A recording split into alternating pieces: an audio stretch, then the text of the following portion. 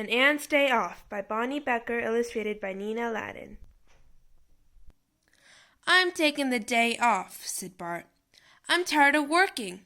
"No ant has ever taken the day off," his friend Floyd reminded him, nervously glancing about. "Never, ever in the history of antdom." Bart and Floyd were sand ants. They spent their days under the ground working all the time. They had never seen the sky or felt the rain. But this morning, as Bart told about the mound of sand he was to move from Tunnel 929B to Tunnel 49A, he glanced up. High above was a glimmer far and away, and it called to him, "Come, little ant, come out and play." "You must work and work and work some more," Floyd said, seeing the wild gleam in Bart's eye. "Happiness is a finished chore." But it was too late. Bart threw down his load of sand and began to climb. "Don't!" cried Floyd. "They'll never let you back in." Up and up Bart scrambled until his head popped out into a bright spring day. He nearly fainted with the shock of it all. The sky was too high to imagine an end to it. A breeze tugged at his antennae, and the sun felt golden warm on his head. "Get a move on!" barked a stern ant guarding the nest. "Food patrol is over there!" Bart hurried down the mound to join the line. All the other ants kept their eyes straight ahead and their noses to the ground as they marched towards the remains of a giant bagel. But Bart saw an opening in the grass and scurried away. He came to a broad river. "Row!" said a voice. "Row!" said another. Bart peered around the edge of water iris. He saw 2 frogs. "Gently down the stream," said one frog. "Merrily, merrily, merrily, merrily," said the other frog. And they croaked together, "Life is but a dream." Bart hopped onto a leaf flying near the water's edge and pushed himself out into the stream. "Hello!" he cried to the frogs. Then, to his horror, the larger frog snapped a fly into its mouth. The smaller frog eyed Bart hungrily. The frog's tongue flickered out, but just then the current picked up and Bart floated out of reach. The little frog settled back with a blink. "Row," he croaked. "Row," croaked the big frog. Inside his head, Bart heard a tiny voice. It sounded just like Floyd's. "Always work, never rest. You see what comes of idleness," the Floyd voice said. "Perhaps I should go back to the nest," Bart thought. Suddenly his leaf caught onto a branch and spun to a stop.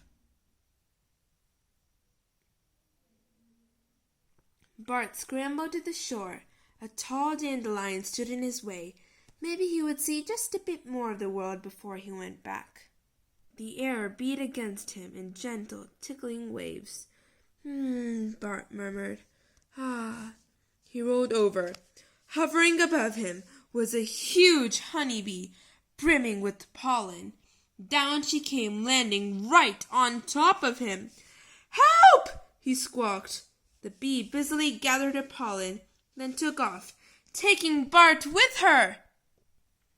She flew up and down and up and down. Bart could see sky and field and sky and field. "Ah!" A sneeze tickled at his shoe. "Achoo!" Bart fell down and landed with a whump on another dandelion. He scrambled to his feet. "I'm alive!" he cried. "I'm probably the only sand ant ever in the history of antdom to fly." Bart didn't notice the dark clouds in the sky. Plip, plop, plippity, plop, plop, plop. Bart looked up. His first ever rain! Splish, splosh! Raindrops burst upon him. The dandelion swayed. Bart slipped off into a puddle and came up gasping. He had to get back to the nest. "They'll never let you back in," Floyd's words came rushing back. "Get a move on. Never stop, never tarry. An ant who wastes time will never marry." They all came back to him, the words every ant heard from the day he was hatched. He staggered up to the entrance of the nest. There at the top stood the guard ant. Bart realized with horrible start that he carried nothing. No lace bugwing, no bagel crumb, not even a grain of sand. Nothing useful. "Halt!" cried the guard. Who goes there?" "It's me," stammered Bart. "Bart, the sand ant." "Sand ant? What are you doing out here?" Wild lies flashed through Bart's head. Maybe he could say he was kidnapped by earthworms, or that he was blind. "I took a day off," Bart whispered.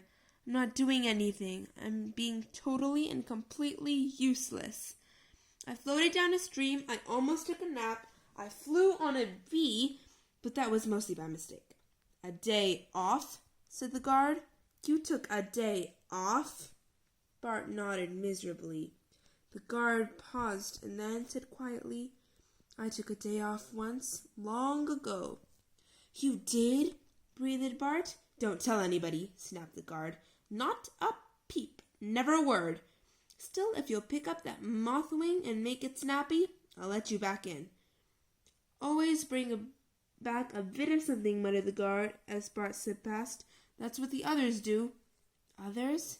Bart asked. "Sometimes," the guard said softly. "Well, sometimes an ant just needs to look at the sky now, doesn't he?" Then he frowned and turned away.